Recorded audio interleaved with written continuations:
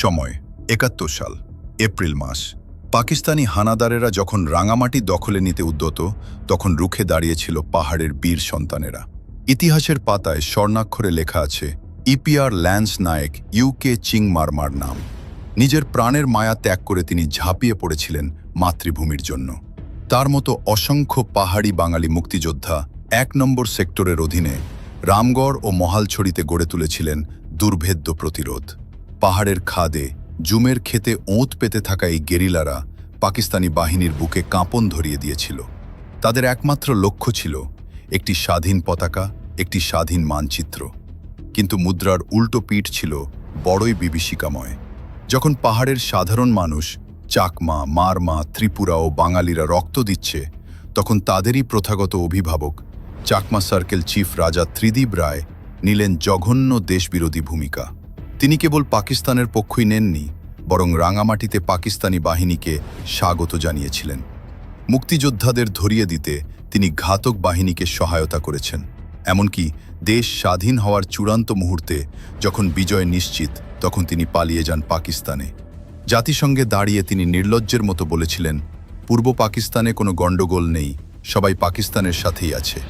এই ভূখণ্ডের মানুষের রক্তের সাথে তিনি যে বিশ্বাসঘাতকতা করেছেন, ইতিহাস তাকে ক্ষমা করেনি।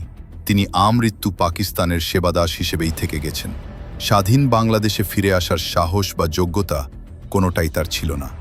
যদিও তার ছেলে দেবাশিস রায় বর্তমান চাকমা সার্কেল চিফের দায়িত্ব পেয়েছেন, তবে দেবাশিস রায় ও তার দ্বিতীয় স্ত্রী রানী ইয়ান ইয়ানের বিরুদ্ধেও দেশবিরোধী বিভিন্ন কর্মকাণ্ডে জড়িয়ে থাকার অভিযোগ আছে।